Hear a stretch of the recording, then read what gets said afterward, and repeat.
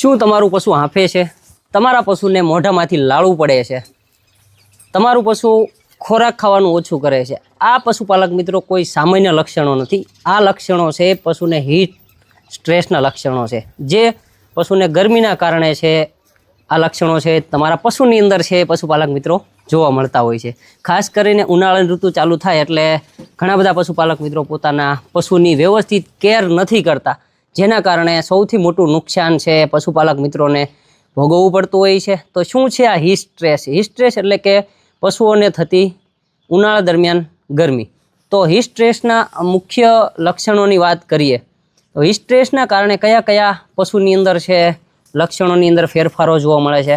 તો ખાસ પશુ હાંફે છે, દૂધ ઉત્પાદનની અંદર લાંબો ઘટાડો જોવા મળે છે, પશુને પ્રજનન ક્ષમતાની અંદર ઘટાડો જોવા મળે છે, ત્યાર પછી સૌથી વધારે એની ઇમ્યુનિટી છે લોસ થાય છે. તો ખાસ આવા જ્યારે લક્ષણો તમારા પશુની અંદર છે પશુપાલક મિત્રો જોવા મળે છે, ત્યારે તમારે સમજવાનું કે આપણા પશુને ગરમી છે લાગે છે અને ગરમીના કારણે આપણને આ નુકસાન છે જઈ શકે છે. તો ખાસ હવે જાણીએ આપણે કે પશુને જો હીટ સ્ટ્રેસ હોય તો એના શું લક્ષણો તમને જોવા મળશે અને એનું નિરાકરણ આપણે કઈ રીતના કરી શકીએ, જેથી કરીને આપણા પશુને આપણે બચાવી શકીએ. અને એની સિવાય એવા ઘણા બધા જે ગરમીના કારણે બીજા રોગ છે એ પણ ઉત્પન્ન થતા હોય છે, એના વિશે પણ તમને સંપૂર્ણ માહિતી આપીશ. તો હું છું મહેશ જાપડિયા, એક લાઇવસ્ટોક ઇન્સ્પેક્ટર, અને ખાસ આજના વિડીયોની અંદર આપણે વાત કરવી છે કે ઉનાળા દરમિયાન પશુને આપણે શું કેર કરશું, જેથી કરીને આપણે એની પાસેથી વધારે દૂધ ઉત્પાદન પણ લઈ શકશું અને પશુનું ઉનાળા દરમિયાન આપણે જે કાળજી જે રાખવાની છે રાખશું તો આપણા પશુને તંદુરસ્તી સારી રહેશે અને દૂધ ઉત્પાદનની અંદર તમને ઘટાડો જોવા મળશે નહીં. તો ખાસ પશુપાલક મિત્રો, ઉનાળા દરમિયાન તમને સહેજ પણ એવું લાગે છે કે આપણા પશુને મોઢામાંથી લાળવું પડે છે, ખોરાક ખાવાનું ઓછું કરી નાખ્યું છે, દૂધ ઉત્પાદનની અંદર ઘટાડો જોવા મળે છે, આપણા પશુની અંદર સુસ્ત બેઠું રહે છે, તો ખાસ આવા લક્ષણો જ્યારે દેખાય ત્યારે તમારે તમારા નજીકના પશુ શિક્ષક ડૉક્ટરની સલાહ લઈને તમારે થોડી ઘણી સારવાર છે દેવડાવી દેવાની છે. અને ખાસ કરીને પશુપાલક મિત્રો, જ્યારે પણ આપણા પશુને હીટ સ્ટ્રેસ લાગે છે ત્યારે તમને દૂધ ઉત્પાદનની અંદર છે લાંબો ઘટાડો જોવા મળતો હોય છે. તો ખાસ પશુપાલક મિત્રો, આ છે એના સામાન્ય લક્ષણો. ખોરાક ઓછો લે છે, તો આના નિરાકરણ માટે આપણે શું કરી શકીએ? તો ખાસ પશુપાલક મિત્રો, ઉનાળા દરમિયાન જ્યારે પણ તમને એવું લાગે છે કે આપણા પશુને આપણે હીટ સ્ટ્રેસથી બચાવવું છે તો આપણે શું કરી શકશું? તો તમે અહીંયા જોઈ શકો છો, અહીંયા તમને લાઈવ દાખલો આપી રહ્યો છું. તો અહીંયા પશુને એક તો તમારે ત્યાં પશુને બાંધવાનો શેડ વ્યવસ્થિત ન હોય તો એક સામાન્ય બાંધવા માટે એક સાયડાની જગ્યાએ આપણા પશુને ઉનાળા દરમિયાન બાંધવાનું છે. ત્યાર પછી આપણી પાસે એવી કોઈ લાંબી વ્યવસ્થા ન હોય તો સામાન્ય તમે એમ કહી શકાય કે વાહડાનો એક નાનકડો એવો નોર્મલ શેડ બનાવી અને ઉપર કાગળ નાખીને એની ઉપર તમે પુળાઓ પણ નાખી શકો છો. ઉનાળા દરમિયાન આપણા પશુને ખાસ કરીને ઝાડવાઓ નીચે આપણા પશુને જો બાંધવામાં આવે તો બહુ સારું પરિણામ છે એ પશુપાલક મિત્રો જોવા મળતું હોય છે. તો ખાસ ઉનાળા દરમિયાન આપણા પશુને સાંયડો આપવાનો છે. ત્યાર પછી એક સ્વચ્છ પાણીની જરૂરિયાત પડતી હોય છે.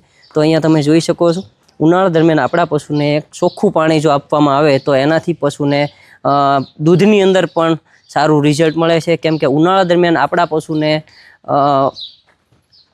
જે નોર્મલ પાણીની રિક્વાયરમેન્ટ રહેતી હોય એની કરતાં ઉનાળા દરમિયાન આપણા પશુને ઓછામાં ઓછું 100 લીટરથી પણ વધારે પાણીની જરૂરિયાત રહેતી હોય છે.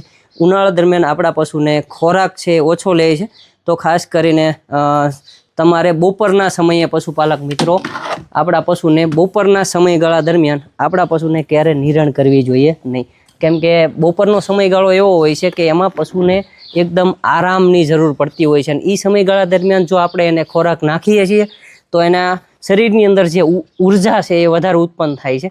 એના કારણે એની જે એમ કહી શકાય કે શરીરની અંદર ગેસ એસિડિટી થવાની શક્યતાઓ રહેતી હોય છે, ને એના કારણે જે બીજા રોગો છે ઉનાળા દરમિયાન આપણા પશુની અંદર શું થાય છે તો ખાસ કરીને ગેસ, મેટાબોલિઝમ સિસ્ટમ એટલે ચયાપચય એની પાચન ક્રિયાઓની અંદર ફેરફાર થાય છે. ઘણી વખત જુઓ તમે, ગરમી પડે એટલે આપણા પશુની અંદર આફરો ચડવાની શક્યતાઓ રહેતી હોય છે.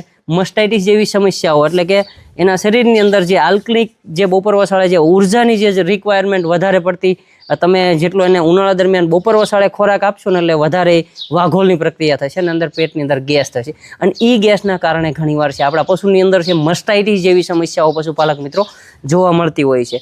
તો આપણે ખાસ તકેદારી એ રાખવાની છે કે આપણા પશુને ઉનાળા દરમિયાન છે સવારે અને સાંજે બપોર વસાળે એકદમ આપણે એને નિરણ નાખવાની નથી. ખોરાકની અંદર પણ એવો ખોરાક જે તમારે લીલો અને હુકલસારો કટિંગ કરીને આપો, જેનાથી એની ઉર્જા છે એ વધારે, એની રિક્વાયરમેન્ટ છે ઓછી રહે.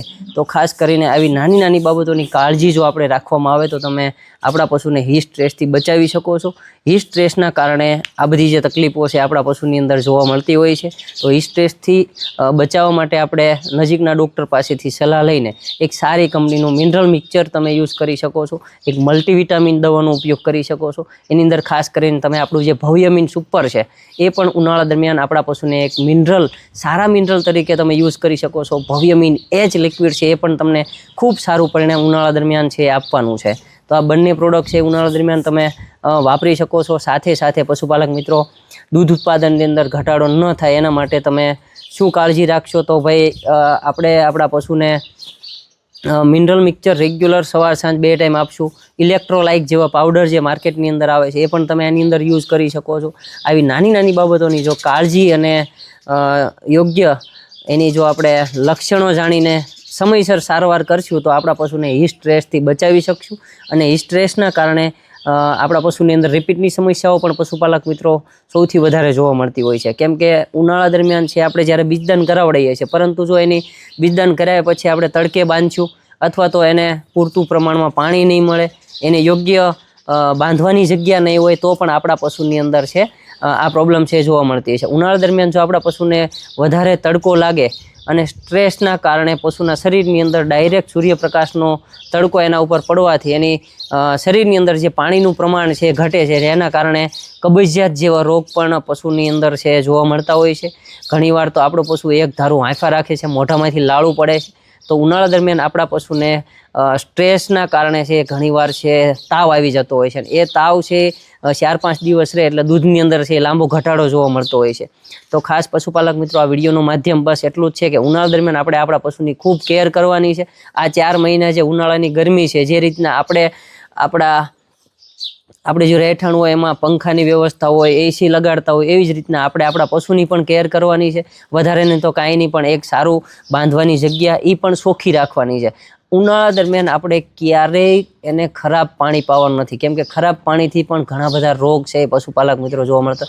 મોસ્ટ ઓફલી આપણે જઈએ ને તો ક્યારેય પશુપાલકને ત્યાં મેં કોઈ દી ચોખ્ખું પાણી, બહુ રેર કેસમાં બહુ સારા પશુપાલક મિત્રને ચોખ્ખું પાણી હોય, બાકી કુંડી ભરેલી હોય ને તો એમના મેલું પાણી અંદર હોય છે, અંદર ઘણી બધી જીવાત પણ હોય છે. એવું પાણી ક્યારેય આપણા પશુને આપણે પાવું જોઈએ નહીં. ઉનાળા દરમિયાન તમે એક બીજી કાળજી પણ લઈ શકો છો કે ઉનાળા દરમિયાન તમારી જે પાણીની જે ટાંકી છે એની અંદર તમે ચૂનો છે નાખી શકો છો. એનાથી એની જે ઉપરની તર છે એનાથી સારામાં સારું કેલ્શિયમ છે પશુપાલક મિત્રો આપણા પશુને મળતું હોય છે.